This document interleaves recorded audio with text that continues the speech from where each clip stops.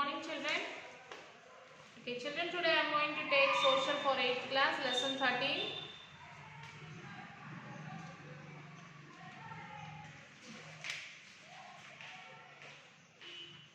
The Indian Constitution. Okay, in last class we have discussed about the Indian Constitution, when it is formed, and what all will be there in our Indian Constitution. And like I have explained you about what is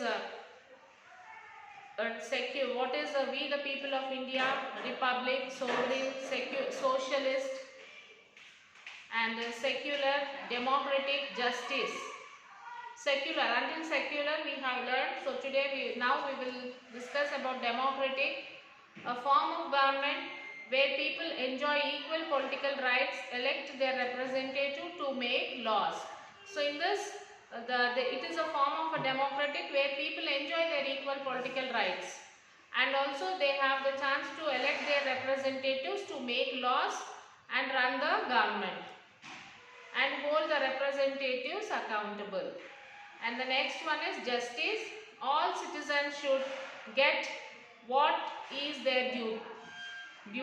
In determining what is due to them, no discrimination will be made on account of their birth, into a particular caste, tribe, community, or anything. It is not that they should not be discriminated. Will be made on any discrimination will be made on any of the account, like of their birth, or their particular caste, or their particular tribe, community. All these things not will be there. Equality. Our constitution does not promise equality in all respects, like income or property, but it seeks to ensure that all people will enjoy the same status. That is, everyone will be governed by the same laws. So secondly, it promises equality of opportunity. This means that all public offices shall be open to all irrespective of caste or religion. If an office requires special qualification, access to that qualification too will made equal to all. Then there is the liberty. There will be no unreasonable restrictions on the citizens in what they think, the religion they wish to follow or not to follow, how they wish to express their thoughts, and the way they wish to follow up their thoughts in action or come together to form association or parties. So fraternity, to build a sense of bonding and unity among all the people. No one should treat a fellow citizen as inferior or as an alien stranger. So no one should treat the fellow citizens like inferior or the alien, like a stranger also. Besides the preamble, our constitution has a section called Directive Principles of State Policy. This lays down some specific tasks before the government of India.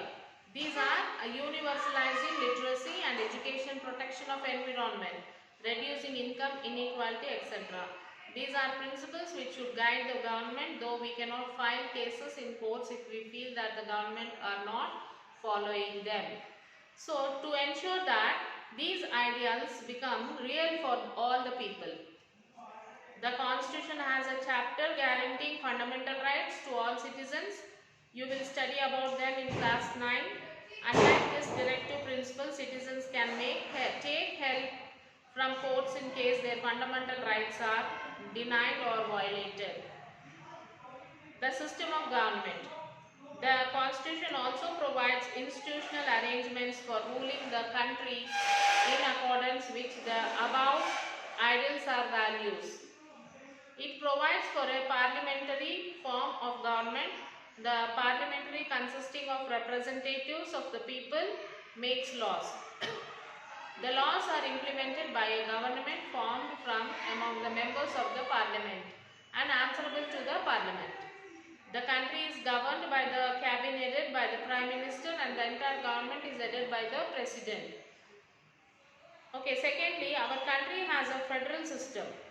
The entire country is considered to be a union of smaller states Government functions are divided between the central state, which is answerable to the parliament, and the state government, which are answerable to their own state assemblies.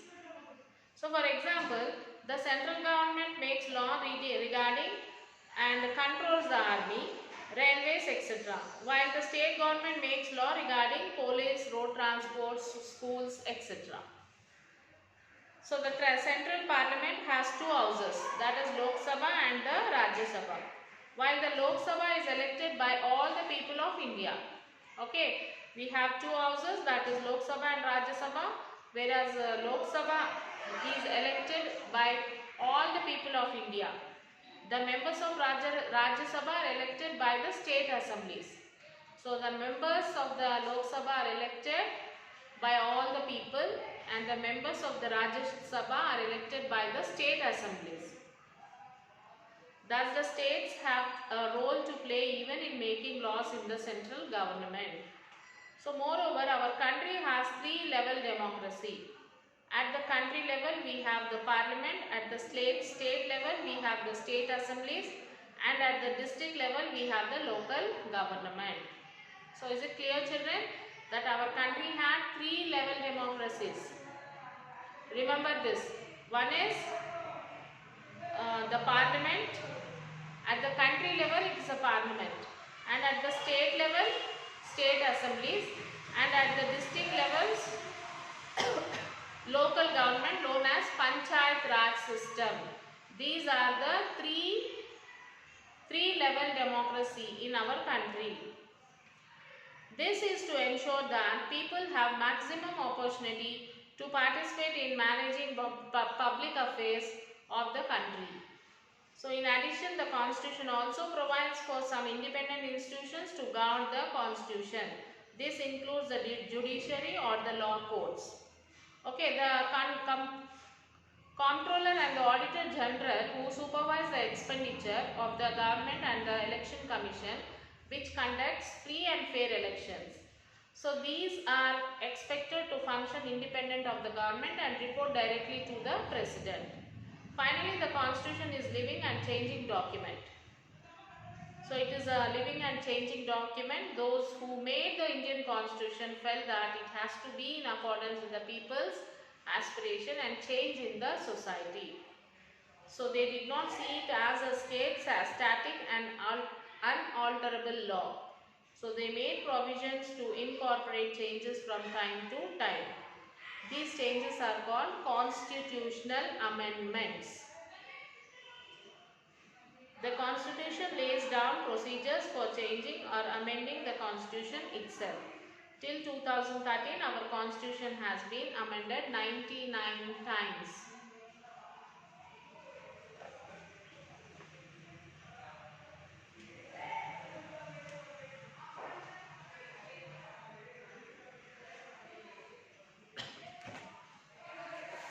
So now let us discuss about this and find out more about the song Vande Mataram, that is Bankim Chandra Chatterjee sung Vande Mataram. Is the national song of India, and it has been taken from the book Anand Math.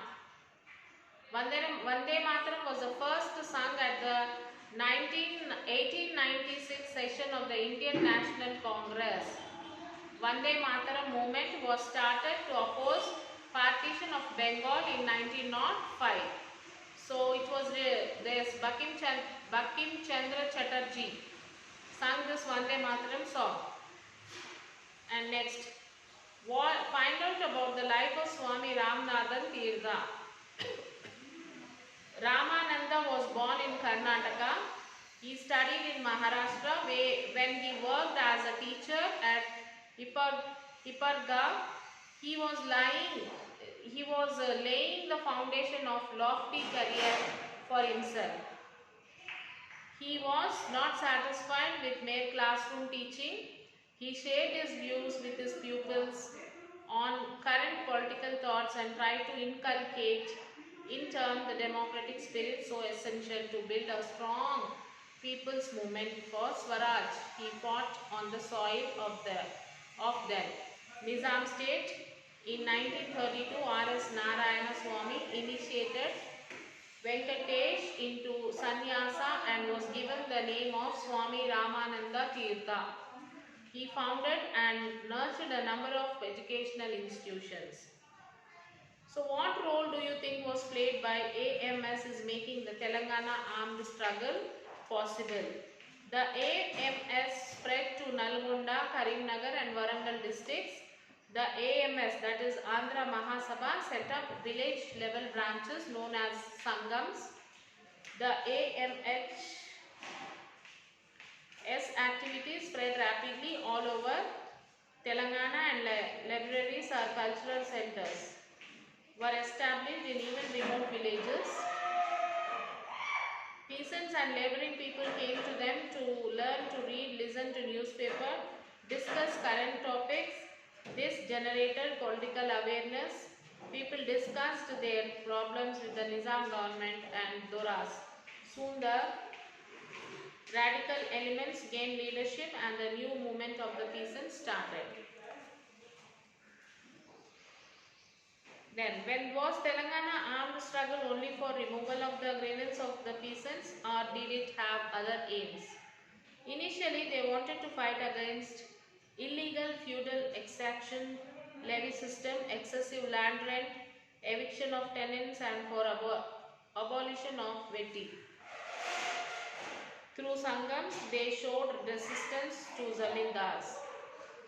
Guerrilla squads were formed to defend the villages and the Gram Raj committee to resolve villages' problems.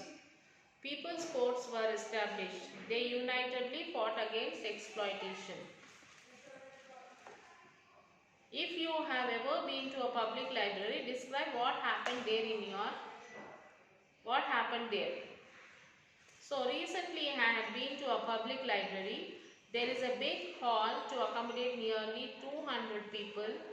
Chairs are neatly arranged around long rectangular tables. Several newspapers in Telugu, Hindi, English are available. Competitive magazines, Wisdom, Tell Me Why, yearbooks, Limca Book of Records, Guinness Book of World Record, top 10 of everything, etc. Made the people guided to them proper ventilation and light. Pin drop, silence will certainly turn anyone into a voracious reader and keen learner.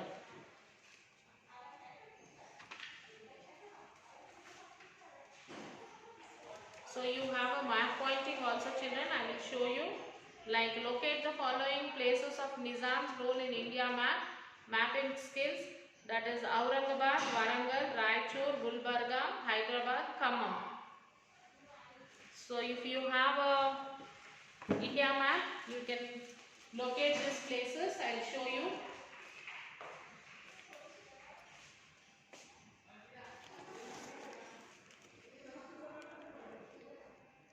See children, this is Aurangabad.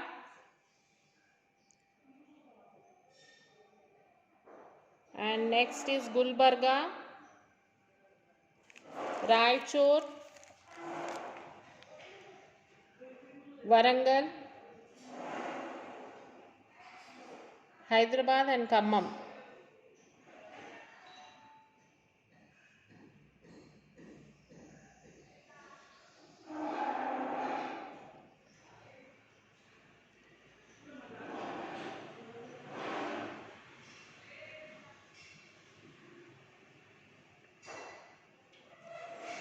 First is Aurangabad. Put the dot here and write it like this. And next is Gulbarga.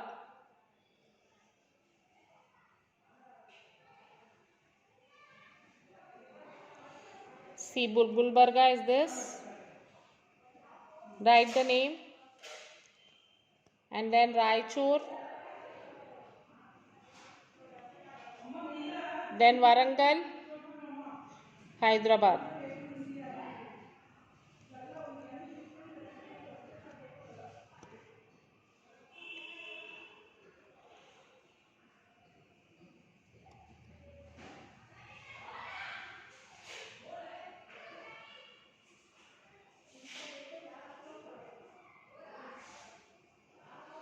Okay.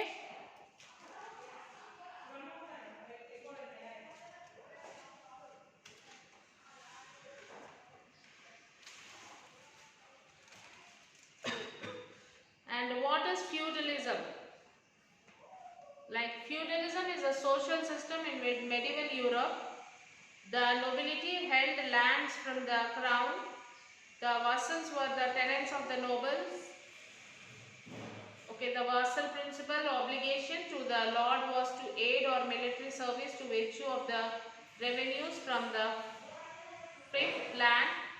Ultimately, the peasant performed physical labor in return for protection. The hierarchical relationship between lords and vassals. The vassals performed military service in exchange for the gift. What were the demands of Andhra Mahasabha in 1935?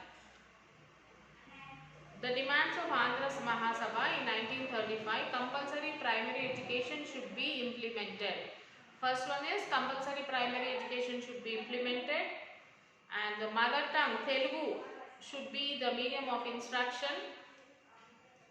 The legitimate rights of the people in Jagir should be protected. Child marriages should be discouraged. Local self-government should be introduced. And the last one is like untouchability should be eradicated, and the untouchable should be given due place in the society. These are the demands of the AMS, that is Andhra Mahasabha. About the Telangana armed struggles, the movement was transformed in 1947 to 48 into a broad anti-Nizam and anti-feudal struggle demanding merging of Hyderabad with independent India. The people burned the records of the village officials and the money lenders and seized the grains poured by the landlords and the merchants. To broaden the scope of the movement and integrate various sections into it, the demand was raised to merge Telangana with the other Telugu-speaking regions to create Vishala Andhra. And this, how was the Hyderabad state merged in India? When India became independent in 1947, Osman Ali Khan, the Nizam, wanted Hyderabad to remain as an independent kingdom only. So the common people of the state wanted to join the Indian independent, and a large campaign was organized by the Hyderabad State Congress led by Ramananda Tirtha. The Razakars attacked them too. Then the Indian government decided to end this anarchy and sent armed forces to Hyderabad. Then Hyderabad was finally integrated into Indian Union in September 1948. So some of the information skills like in which year Arya Samaj was founded in Hyderabad means in the year 1892. What is the freedom fighter visited Hyderabad for the first time in 1934? Who is the freedom fighter who visited India? Who visited this Hyderabad in the year 1934? That is Mahatma Gandhi. What is the name of the police action taken by government to India in Hyderabad in 1948? Operation Polo. Who played key role in the formation of Hyderabad State Congress? That is Swami Ramanand Tirtha. In which year Hyderabad was merged with India? In the year 1948.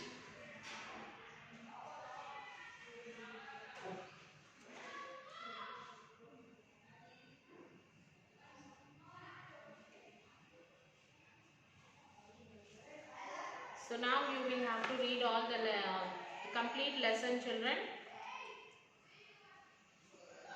and then you will have to write all the question answers which is given in your textbook.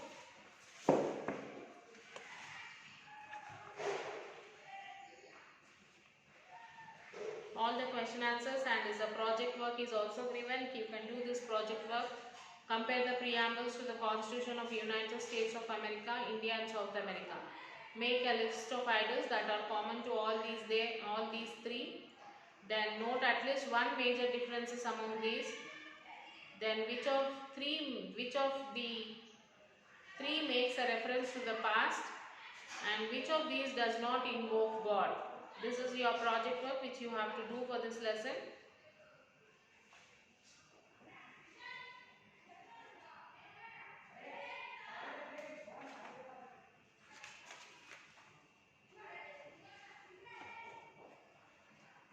So read complete lesson, children, and then try to write your answers by your own, and if not, you can refer the workbook also, and write all the question answers in your notebook. As soon as you finish your classwork, take the photo and send it to the school mail ID.